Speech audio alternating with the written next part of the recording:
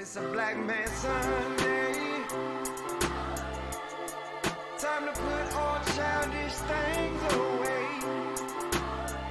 I refuse to be the man I was yesterday. Gotta put my best foot forward and elevate. And before we introduce today's guest, my man Eric from Huntsville, Alabama, who do you have for our Black Men Sunday Spotlight? Hey, thanks, Corie. Man, my spotlight is real simple today, man. Basically, we just going to focus on the NBA draft that we recently had. This is the first time in history in the NBA draft that all the top picks were done had black agents. Isn't that what's up? My second one was about LeBron James. Now, LeBron, a lot of people don't know this, but some people do. Man, LeBron is still doing his thing. He has provided 3 to 4 bedroom homes for unprivileged kids and families so they have somewhere to stay. A lot of people don't know this about LeBron. A lot of people hate on him, but man, LeBron is a star to me, and I think everyone else on and off the court. So that's basically my spotlight today. Now back to you. Well, I like that spotlight, man, for sure, man. And Eric, you be coming through, man. How's the small town of Hunts Vegas doing these days, man? Man, Huntsville is just growing and growing and growing, man. It's, we're number 2 now. Number What 2. you mean, number 2 as in the smallest one. towns in the country? What you mean? No, we're the number 1. We're the number 2 city to stay in, to live in, overall for wealth, for crime, industry, you name it, man. Hunts Vegas is where it's at. So, yeah, definitely, man. And then it's also home of Alabama A&M University, the number 1 HBCU in Alabama and in the country. So what can you say? I kind of agree with the first part, but I mean, you don't jumped off the bridge because them FAMU Rattlers, we running things. We got A&T on here too, but I'm gonna say FAMU running the show. You know what I mean? FAMU and Howard, because the Reverend Dr. Bracy passed away. I'm gonna give Howard some love, but typically, it's FAMU all day, every day. So I appreciate that, Eric. And nice hat, by the way, man. You looking fly over there, man. Let me get a hat. Let me tip it off to you. I see you. So now it's time to introduce today's guest. We have Richard Page Jr. When we talk about the Rich Page, what is that? We're going to find out what it is. We have the founder today. This brother has a Bachelor of Science in Aerospace Engineering. This brother has a Master of Science in Systems Engineering. We're going to talk about STEM. We're going to talk about identities. We're going to talk about youth development. And we're going to start off with generational wealth. So, but before I do that, Richard Page, how you doing, brother? Welcome to Black Men Sundays. Very good. Thank you so much for being here. I'm really excited just to meet with you, brothers, and to just throw around some ideas. I'm looking to gain knowledge from you guys, as well as share some of the things that I've learned in terms of developing wealth, and more importantly about passing on generational wealth, which I have learned the hard way is not something that we in the African American community have really had the opportunity to generate until basically my generation. So I'm excited to be here with you. Definitely, brother. Welcome to Black Men Sundays. Let's go on and get started. You're the founder of the Rich Page. What is the Rich Page? What is that? The Rich Page is my organization that has opened up opportunities for me to go in to speak with other organizations, be they nonprofit organizations, even churches, businesses, and share with them the ideas of developing identity, true identity, shifting the idea that your identity is based on your income, that your identity is based on where you grew up. All those things are aspects that go into your identity, but they do not determine who you are. The money that you make and the job that you do not determine who you are. So that's kind of the main idea behind the Rich Page. When we talk about defining our identity, a lot of brothers' identity, like if we're at the bar after work on a Friday night, brothers are first thing out their mouth is their name and the company that they work for and the title, right?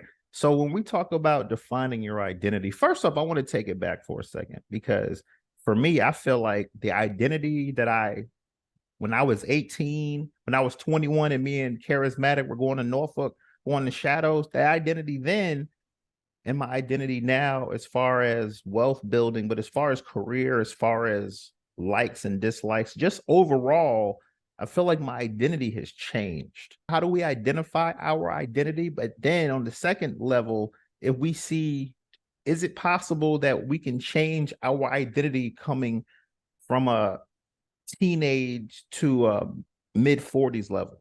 I would say this, and that question comes up all the time, and I think it's an excellent question because, as you said, when we're young, our identity is really based on society.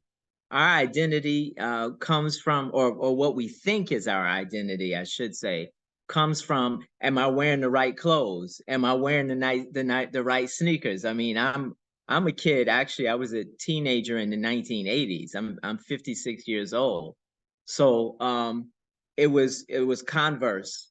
It was this was before Jordans came out. So so those are the things that define, or at least you thought defined who you were. What were the clothes you were wearing? Were you wearing the Converse All Stars? What music did you listen to? And what did your teachers say about you? Were you a thug or were you a nerd? You know, all those things you think define who you are, define your identity. Then, just as you said, as you get a little bit older, you start coming into more of into what I would call a better realization and understanding of who you are, your identity. What is it that really defines you as a human being? And I think the first thing you need to recognize is that I'm a human being. You know, as a kid, you don't think about that. It's just, yo, man, what team do you like? I want to be like, and again, I keep on going back to Jordan because in the 90s, he was the man. You know, nowadays we have different superstars. So I keep referring to Jordan as being the man in terms of athletics and sports. And so you want to be like Mike. In other words, you want to be identified as someone that played, not only played basketball, but also was identified as a winner. And that was the thing about Michael Jordan. He was the one that personified championship in the 1990s. And that was what every boy wanted to be identified as. I want to be a winner like Mike. I want to be a millionaire like Mike. I want everybody in the world to know who I am. So what you can do is you have the opportunity, once you understand what identity is, what truly identifies you as a person, to write a different story about who you are. And I know guys that has shifted their identity. They grew up without a father in the house. Mom is working 2 and 3 jobs. So they have the opportunity to identify themselves as a thug who makes money by robbing people. Again, I knew people. I grew up in Brooklyn, in a neighborhood called the Do or Die Bed-Stuy. So I knew you either identified yourself as someone that went out and took what they wanted, or someone that tried to do the right thing. And I know my boys that grew up in that single parent household, they made a decision as to who they were going to be identified as. Am I going to be a thug and probably die or go to jail by the time I'm 18, 19 years old? Or am I going to change that narrative and identify myself as someone that stands up for good principles? So you can change your identity. Definitely. And let's talk about corporate identity. You know, we talked from the personal perspective, but you know, the person I was at 18, I was cool with delivering pizzas, running, but now it's kind of like, nah, I want to sit in the AC and make some bread. Like I'm not trying to go crazy, but I'm just saying that was just a little sidebar Yeah. example.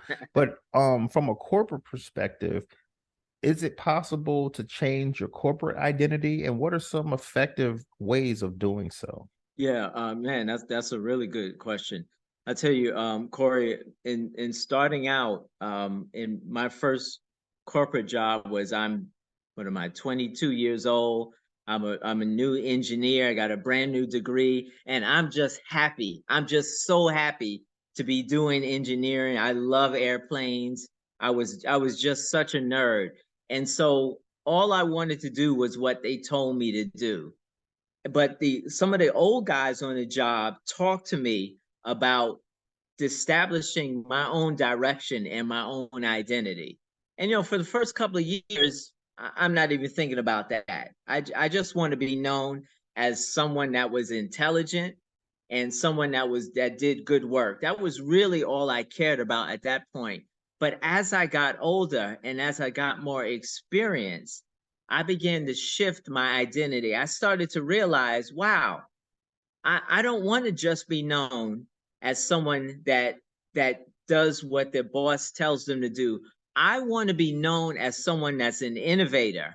I want to be someone that's known as a problem solver, not just a good kid.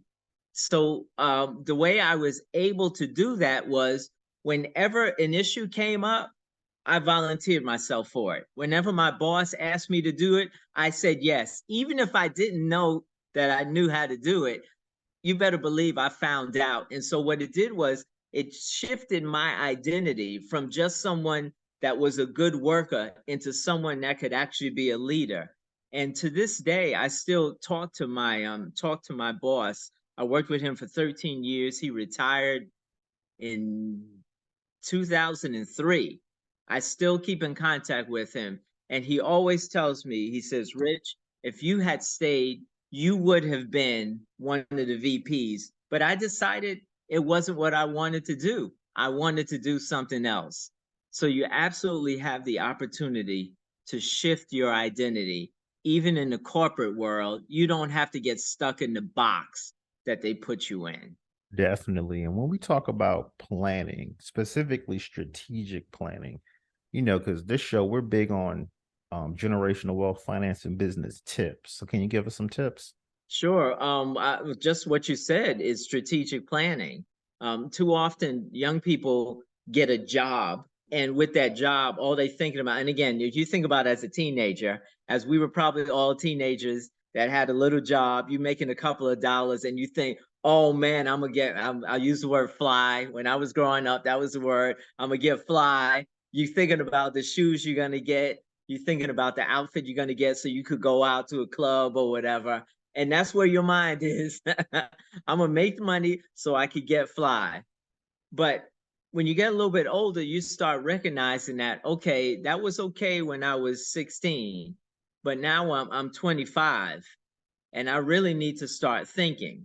I need to. That doesn't mean that people do it, but that's what we need to do. And you need to start thinking, if I invest even just a little bit of money at this point, but I do it on a consistent basis. And I put that money away in terms of investment. I take money out of my paycheck consistently, and I don't deviate from that. That money, even if you don't do anything except invest it well, it will pay dividends for you decades down the line. The other thing is, you can get more aggressive. And again, the old timers on my job, I'm a good listener. I love listening to what the old men would tell me, and they would give me such great advice about how to be prepared for retirement. When you're 22, you're not thinking about retirement, but they would always tell me, Rich, you need to start thinking about retirement even right now. And they told me about guys that were successful at doing that because they had invested their money for 40 years of work. Definitely. And as I prefaced, you have a Bachelor of Science in Aerospace Engineering, a Master of Science in Systems Engineering. So when I think of engineering, off top, I think of STEM, science, technology, engineering, mathematics.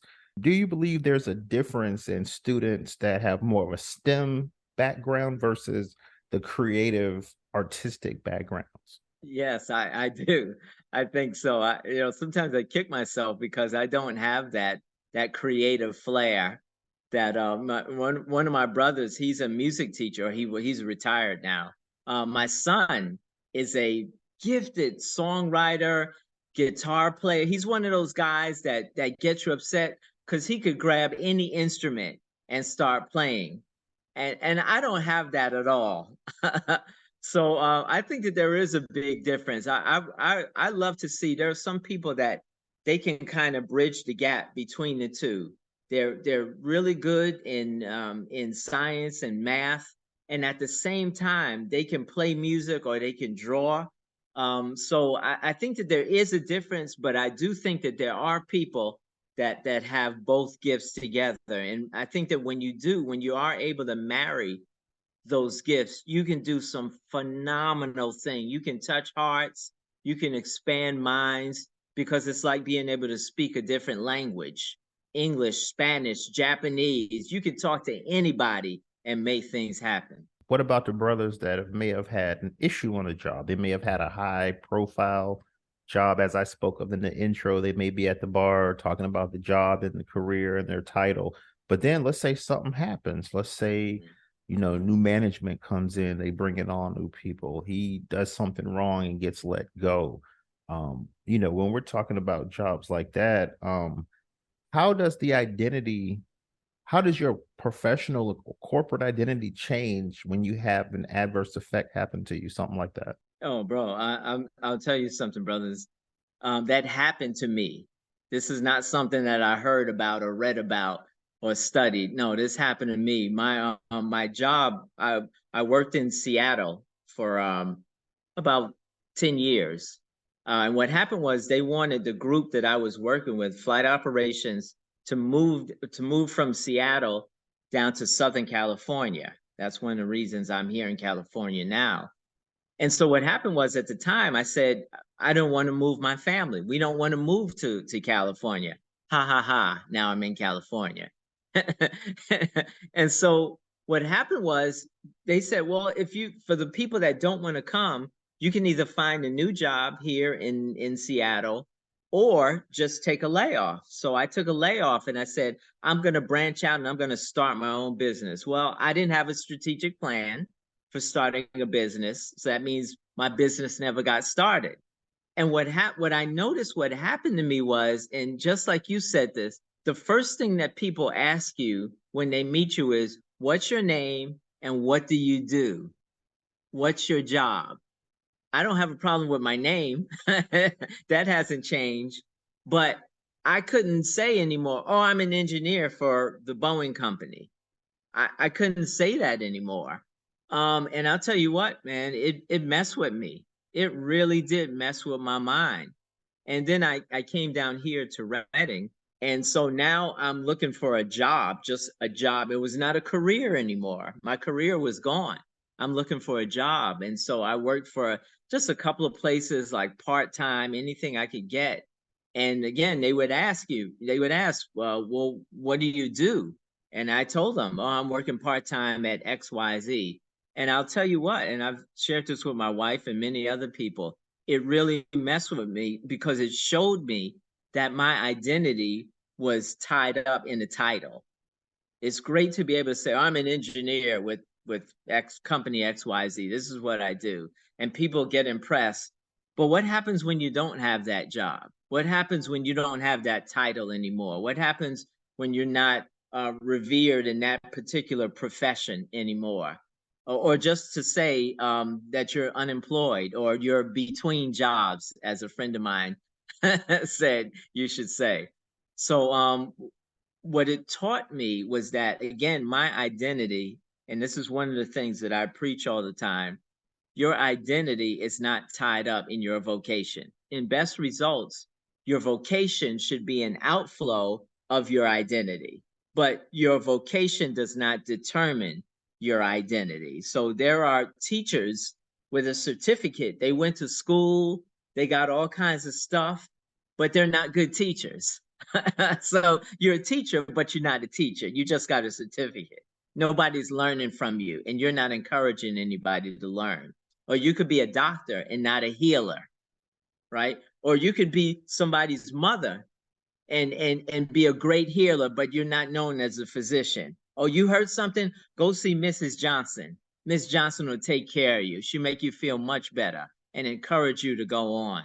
So that's what I mean. Your vocation does not determine your identity. Until you come to an understanding of that here and here, you're going to get messed up, because everybody's job ends. The champion of in boxing, why do you think boxers keep on coming back to the ring? Of course, they want to make more money, but at the same time, it's hard to put away that championship. It's hard to say, I was the WBA championship of the world, and now I'm not anymore. Great information, man. My man, Kalal, you have anything? I'll probably jump on the youth development But I'm gonna let my brother get some love right quick. Go ahead, brother. Do you think that there is a such thing as a generational identity? And how does that generational identity feed into how we operate in society, how we move? Is there ways for us to redefine what that generational identity might be? How do you feel about that?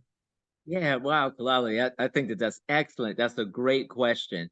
I think so. If you just look at the African American experience, and particularly African American, and I say that because our experience here in the United States is different from Africans in the continent of Africa. I've had the opportunity to work with in my job. I supported airlines in Kenya, in Ethiopia, and in Rwanda, and in several other places. And they've come here and they've asked me questions. I took them out to dinner. They met my family and they asked us questions. Why do you Americans think this way? Because they've not experienced the things that our generations have experienced. So I was born in 1966. We all know that that generation of those people, my parents, was the generation of people that did not have the opportunities that we have now.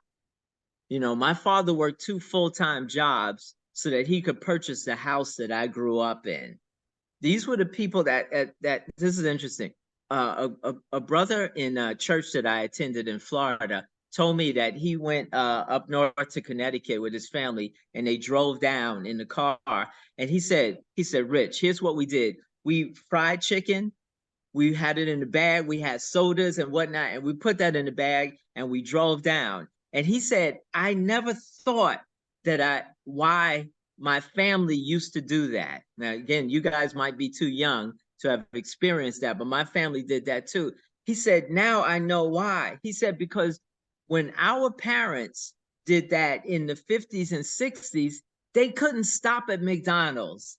They couldn't go to the bathroom. They had to go to a place that was marked Black. So generationally, their identity were people that were struggling for an identity as American citizens, as respected American citizens. That was that culture's identity. This is the Martin Luther King era that we're talking about, where they were struggling, through his leadership, they were struggling to develop an identity that is worthy of respect. They wanted to show the world and the United States, we deserve to be respected. Not only are we human beings, we're not just human beings, we are intelligent, we are strong, we are capable, we are able to manage our finances. All we don't have is the opportunity in the country that we've gone to war for. Now you come to the later generation, again, now my generation, born in 66 now, we're the generation that had opportunity. Because of what my father did, he worked, he saved money, he bought a house, he bought books. My house was crazy full of books. He loved science. So he passed that on to me and my brothers and my sister. Now you have today's generation, which is really interesting. They have all the opportunity, they have all the stuff, but they don't have a hunger. They don't have the hunger that our parents' generation had. They walked for miles. They didn't take the bus because we want to show those people that they can't run this bus system without us putting money into it. My generation was able to ride the bus and I put money into it. This generation, they won't ride the bus because they'd rather ride in the car. So yeah, to answer your question, and I'm sorry, that was long-winded, but yes, I do believe that there is generational identity. Yes, definitely. No, that's all good. Because I mean, just like you talking about your experiences, speaking with, people, speaking with Africans. So I'm first generation immigrant. My parents are African. My parents are from Ghana, West Africa. So, okay. So one of my identities is like trying to bridge that gap, right? Trying to bridge the gap between what we think of as a distinction, right? African versus African American. And now that's become, in this generation, that's become sort of a heated conversation, and so one of my identities is to say, no, I'm a child of the diaspora. I mean, I'm a child of all the African, all the African identities and traditions. And one of the things that that I wish we could, we could forward to people is letting them know that even though the experiences are different, it's rooted in a common history and a common struggle. You know what I mean? And if we can figure out how to pick up that struggle, you know what I'm saying, and understand the lessons from that struggle, then whether you in America or you in Africa or you in Haiti or you in Jamaica, we all still have something in common that we can offer to each other. So, that's really interesting. I heard you talking about how you you try to become an innovator at your job as opposed to just somebody who's a good worker. What do you think are some lessons of like innovation, just coming from your experience? Like, what were some lessons that you learned about how to innovate? I think not being afraid to make a mistake. Painters, artists, musicians, those guys are amazing. I would have jam sessions with my brother. He played the guitar. My father bought me a drum set, and we would just play. And we weren't worried about making a mistake. But when you get to like business, we're scared to make a mistake, and you can't innovate without being willing to step out and do something different. That's what innovation is. You're doing something that hasn't been done before. What if you're afraid that you're going to make a mistake? You won't do anything. You're just going to stick with the book. My boss asked me to do something, and there's a standard way of doing things. But I said, I want to do things a little bit differently. So I went online. When he started, there was no online. So I went online. I went to the NASA website and I found some information, and I started using this tool that was available for free for download on NASA. And I remember he came to me, he said, "Rich, how did you get this answer?" And I said, "Oh, I used this tool from NASA." He said, "Where'd you get that from? Why are you using that? Well, you can use this program." And I said, "I know, Tom, but this is from NASA and it has a little bit more information and it's much easier to use." And he was like, "Oh, okay." So I mean, I know how he is. He likes going by the book, by going by the standard process. But if you prove that what you're doing is not only as good, but is better than what's currently there, you've innovated something new, and people have to take notice of what you're doing. Yeah, I agree with that. And there's a gem in there. That gem which we've heard, several times on this pod before is to not be fearless and to be fearless in taking that step out if you're trying to, innovate and create a new organization. And I do feel that a lot of us, don't take that next step, or don't build that business, or don't go for that promotion, or don't go for that next step because of fear. Oh, what if I make a mistake? Or the imposter syndrome, right? What if I'm not good enough, or whatever it might be. So I hope people pick up on that gem right there, even through the stories that you've already told us, and just what you just said right now, to be fearless, to not be afraid, of taking that next step out there. When we talk about fear, because I've heard brothers say, I had a bad, I went to speak to my boss about a raise, didn't go well. I got demoted instead of a raise. They were having issues where they may be waking up 4 or 5 in the morning thinking about the task at hand because they may have had a failure the day before. So they're thinking in their mind, they're waking themselves up in their sleep like, I can't afford to have another failing day. So what advice would you give for brothers to be able to, if they're in a career or they're at a job where they may have made mistakes, but they are trying to be fearless, but certain errors, you hear the boss say, "Hey, if you mess up one more time, you out of here." That creates fear off top because now you have to be perfect. So what's your advice to brothers that, may have a great job, may have a great title, but they have that fear when they go in every day? Yeah, you know what? That's real. I'll tell you the truth, and I tell people this to destroy it in my own life. I have a tremendous fear of failure. I don't like making mistakes, and I don't want to fail. And I play basketball. In Brooklyn, you have to play basketball, or else you have no identity as a man. So I would play basketball, and I always felt like I was a bad shooter. So what does that do? I'm afraid to take a shot. Now, but you know how it is in basketball. If you don't score, all they look at is how many points did you score. So if I'm not hitting shots, I feel like I'm a loser. So what I learned to do was I learned to pass a lot. So if I'm not selfish, then all of a sudden I'm okay. Yeah, I'm not hitting a million points, but I'm giving it to the guy that's hot, and that's okay.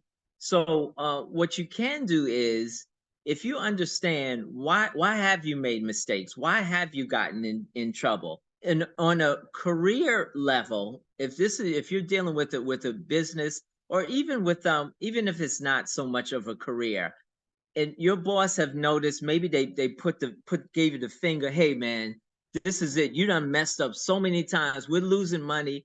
Normally when your manager or your leader says that to you, it's because your mistakes have brought heat on them, and what they're really trying to do, they're trying to save their own neck.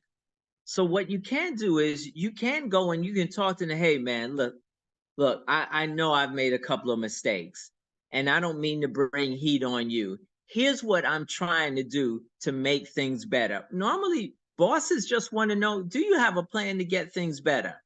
Are you a jive guy that come in late every day? You take 2 hours for lunch when your lunch is half an hour. I mean, what can you do to really make yourself better so that with the mistakes that you make are minimized? Yes, I made some mistakes and they were bad mistakes, but I'm good. I'm putting in 100% for this company. So I'm gonna fess up, I'm gonna own up to my mistakes. Yeah, I counted the packets wrong. That was on me. I'm sorry about that. I'm gonna do better next time. I'm gonna double check my counting or whatever it is. Let them know, one, I own up to it, and two, I have a plan to make things better, and three, I recognize that this is bringing heat on you, and I'm gonna own up to that, and I'm gonna do better by you.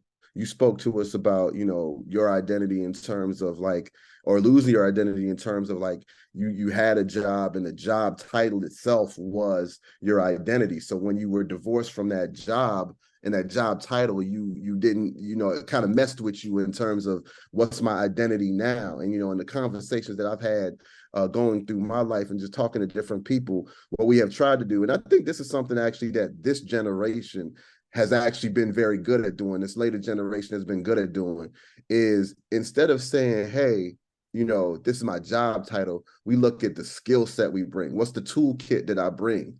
You know what I'm saying? So like for me, I could say, okay, my toolkit is, I'm a public policy analyst, I'm a strategic thinker, I'm a great public speaker, I'm a basketball junkie, I'm a political junkie. And how can I bring those things, that skill set, to the job and sell that skill set to make things better at the job? So if you could just elaborate on that, I'd love to hear your thoughts on that. Yeah, that was excellent. Just in the question, you said it is. I think the first step in doing that is identifying, is recognizing that skill set, and too often we don't do that. Like you said, we jump right into the job title. I'm going to apply for this job as a aerospace engineer. Well, wait a minute now. What are the required skills that are necessary to do that job? Again, we also look at things like, well, what school did you go to? Did you go to Harvard or did you go to Howard? And so some people can almost be traumatized because they went to a small school instead of a big school. That has nothing to do with who you are or even how great your skill set is. The point is that whether you're in music school, they're teaching you how to develop not only your ability to play music, but to be able to think musically. And in engineering, it's the same way. They teach us how to think a certain way. And what I've learned, and just like you said, after I didn't have the job or the job title anymore, and I do this all the time now because I recognize it in me. What are the things that I enjoy about engineering? I love playing with numbers. I love understanding how things work. That's been since I was a kid. I love to understand how things work. And it doesn't matter whether it's a bicycle or an airplane engine or politics. I love to listen to people when they talk and understand how they're thinking and see if I can figure out what they're going to do next. It's like writing a program that figures things out. You give it an input, and the computer gives you an output, and that's what I do. I my input is, what did they just finish saying, and now I'm going to try to figure out what they're going to say next. And all of that is because I understand my tool set. So thank you very much. That was a great question. It was very well spoken. Thank you. Nah, thank you. Definitely thank you for being on the show. I really like, where you're going in terms of, trying to help people understand, what their identities are and how to maximize their identities. And, ultimately, I think that looking at, those kind of things, and then kind of what we're talking about here in terms of your skill set, can allow us to understand what our true value as human beings are. The job puts the title on us and then says, okay, this title is assigned X amount of dollars. You know what I mean? And we say, oh, okay, that's my value. But it's like, no, your value is what is intrinsically in you and your skills that you can bring, and how you can capitalize off that. You know what I mean? So yeah. So, keep going on your journey, man. I appreciate you coming and talking to us. And if you want to elaborate on that a little bit, feel free to do so, just in terms of how we can capitalize on our identities to actually, make more value for ourselves. Yeah, that's excellent. I think, that's kind of the point of what we're talking about is, once you understand your identity, who you are, what your skill set is, what you bring to the table, then you also need to recognize, well, you know what?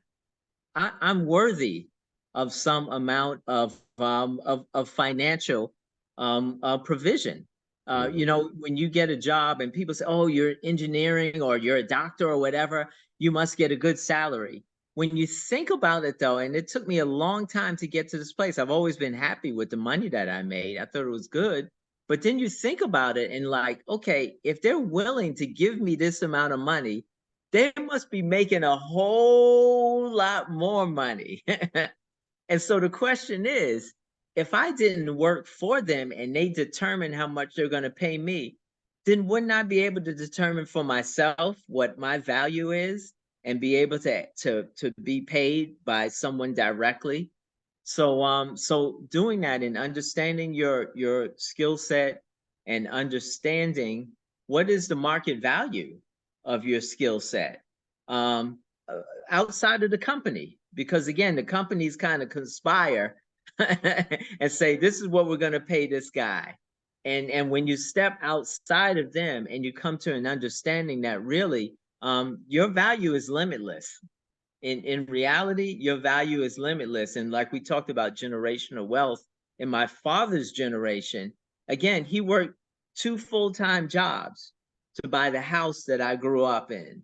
And he was an operating room technician. He was an operating room technician. And this guy had to work 2 full-time jobs to buy a house. Come on. Now his son, me, I was able to work one job, had the opportunity to go to college, blah, blah, blah.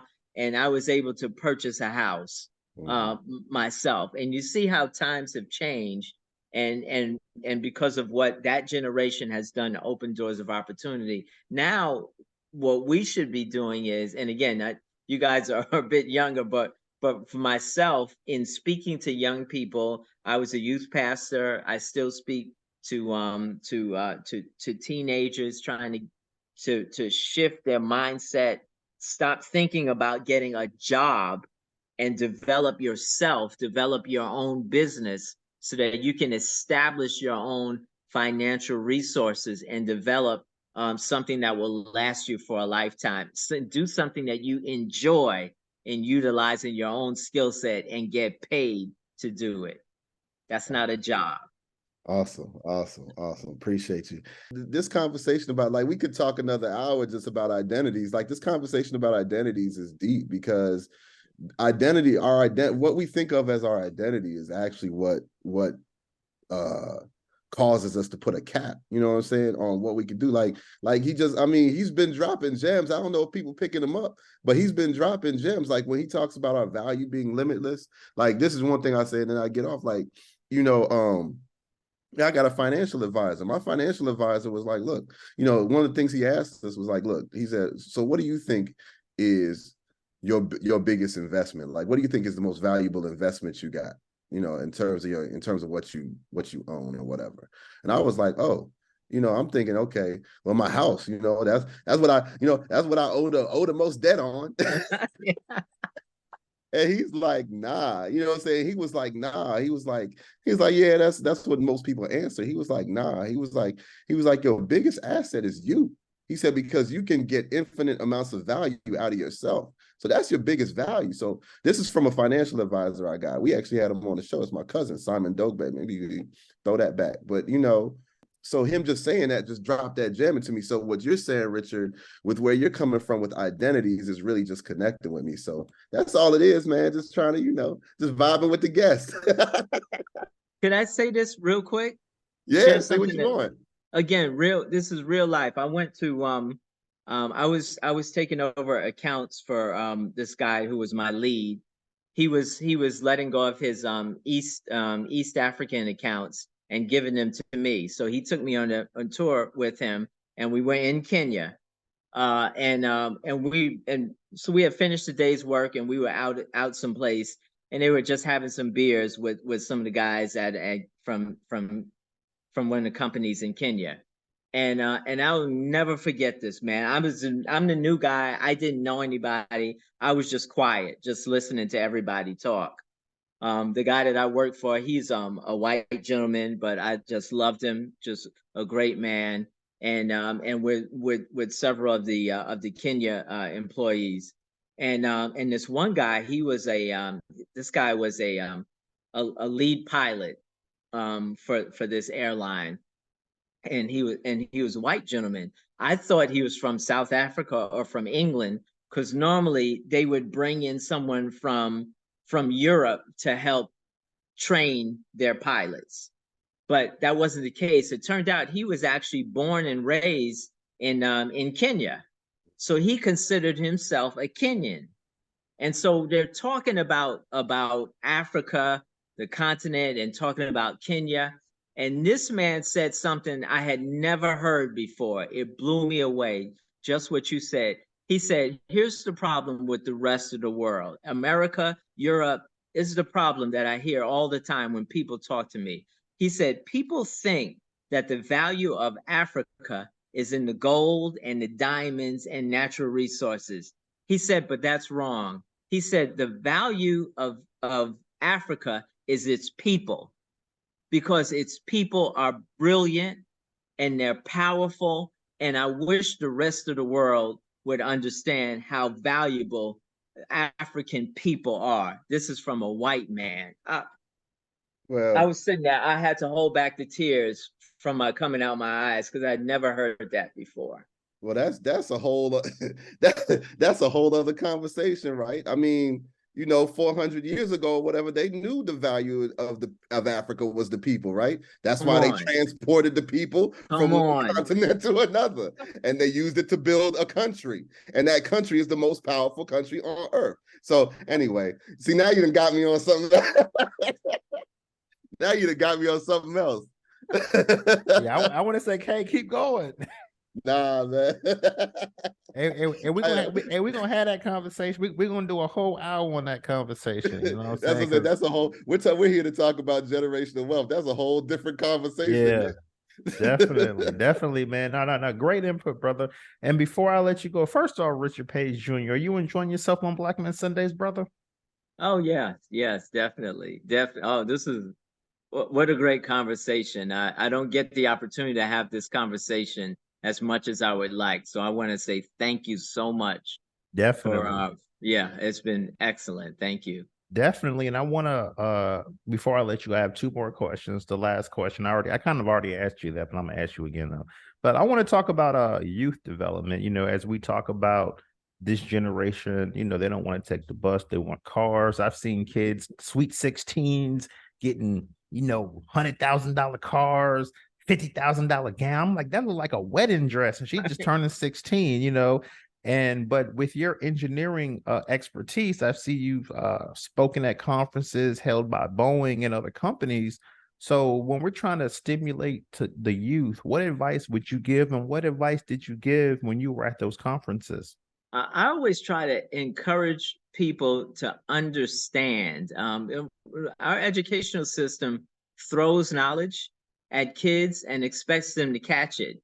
But you really need to sit down and give them an opportunity to receive it and to show them the value of it. Again, we talk about value again. Kids they don't value knowledge.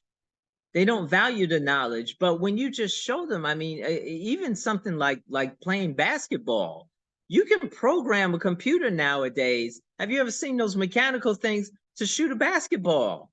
So, well, how does it do that? There are really simple equations that will determine how a ball flies based on the amount of force that you put on it. So show them things like that. That's fun. That will make them say, "What? How can a machine shoot a basketball and hit 3-pointers every time?" Well, I mean, it's the same thing Steph Curry is doing. I mean, bring it to them in a way that's fun for them to understand it, and show them the value of it that way, and those guys will run with it. Definitely. And how do we encourage the youth to be interested in engineering as a career? Because a lot of kids tell me, listen, man, I'm a mentor in our community here in Orlando. And I hear kids say, engineering's cool, but man, that's a lot of school. There's a lot of math. It's a lot going on. So how do we as Black men, but you as the expert, I mean, you have a master's in systems engineering with a bachelor's in aerospace engineering. How do we encourage students to get involved and get excited about engineering? It's showing them that you're not missing anything.